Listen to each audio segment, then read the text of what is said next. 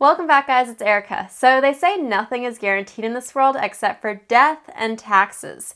That sounds about right, but there are ways that you can legally pay less in taxes. So in this video, I'm going to share with you how you can do that with an IRA, which is an individual retirement account, and the difference between traditional IRAs and Roth IRAs. We'll go over what each is and some of the pros and cons so that you can choose what works best for you and your lifestyle, because this isn't a one-size-fits-all kind of thing. Either way, you'll save money in taxes so that you can use those savings however you want instead of them going to Uncle Sam. But the main difference is when you're getting that tax benefit. Taking a little step back, an IRA is a retirement account. You're going to put money into it now so that you can take the money out and use it down the road in retirement when you're relaxing on the beach somewhere.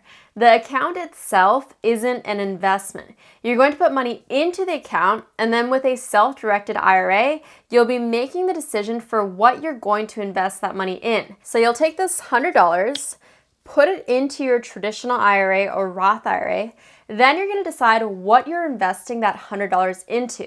Maybe you'll put it into stocks or ETFs or index funds or a combination. That money will then grow in this account. The average stock market return, not accounting for inflation, is about 10%. So then years from now, when you're ready to retire, it's sitting there waiting for you. But how do you actually decide whether a traditional IRA or Roth IRA is better for you? Let's start with the traditional IRA. This is the one you might already be familiar with. With a traditional IRA, you're going to make contributions with pre-tax dollars, meaning you're not going to pay taxes on that money that you put in. But it's not going to be fully tax deductible for everyone, so make sure you stick around until the end of the video because I'll cover the exact numbers that you need to know. But the simple overview for a traditional IRA is that you don't pay taxes on the money when you put it in, but then you're going to pay taxes at retirement when you take it out. A Roth IRA is the opposite. You make your contributions from after-tax dollars, meaning that money you put in, you'll pay taxes on it, which obviously means you don't see any immediate benefits. But what's fun about a Roth IRA is you'll see the benefits later on in life, because once you start withdrawing your funds in retirement, you won't have to pay any additional taxes. And I'm not just talking about the contribution, but also all of the growth, all of the gains. So one of the main things you want to be asking yourself when you're deciding whether a Roth IRA or a traditional IRA is better for you is, what tax bracket do you think you're going to be in at retirement? If you think you're going to be in a lower tax bracket at retirement, you might want to get that tax break now, and so a traditional IRA might be the one for you. But if you think you're going to be in a higher tax bracket, making millions when you're retiring, then maybe you pay taxes on the money now so that you don't have to at retirement. So that's a Roth IRA. The tax part is the biggest difference, but there are also a few other differences. Traditional IRAs require you to start taking required minimum distributions at age 72. Roth IRAs don't have that. Roth IRAs are also going to be more flexible if for some reason you need to take the money out. As long as it's money you contributed and not the earnings, you can take that money out anytime without paying penalties or taxes. With a traditional IRA, unless you meet the criteria for an exception, you're going to pay a penalty for withdrawing early. But in an ideal world, you don't want to be touching that money anyways until retirement. Once you put it in, you should think of it as just not yours so that you're not tempted to tap into it. It belongs to future you. I promised I was going to talk about some key numbers to know, so here we go. The most you can contribute between all of your traditional and Roth IRAs is $6,000 or $7,000 if you're 50 or older by the end of the year. This is for 2021.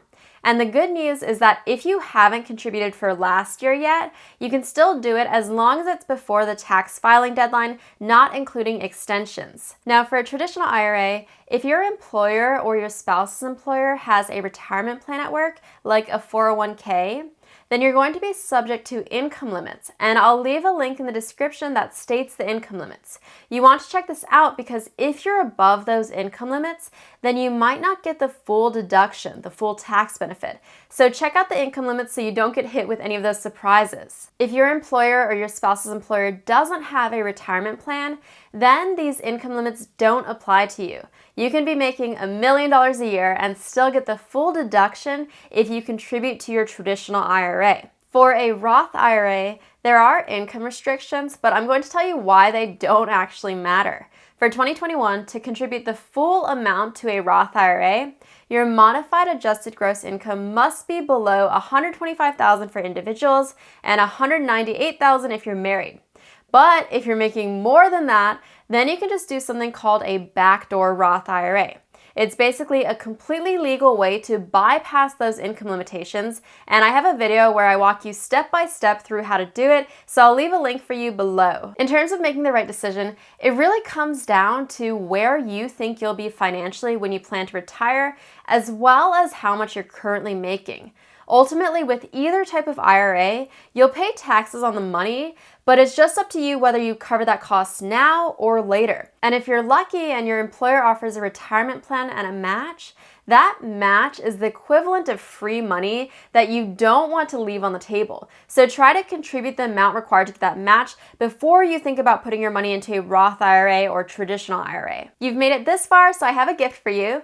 If you click on my link in the description below, you're going to get free stocks. All yours, you just have to meet the minimum funding requirement. And if you want to learn more about money and setting yourself up right, I talk about everything from saving to investing to passive income on this channel twice a week, so you can subscribe if you want to join me.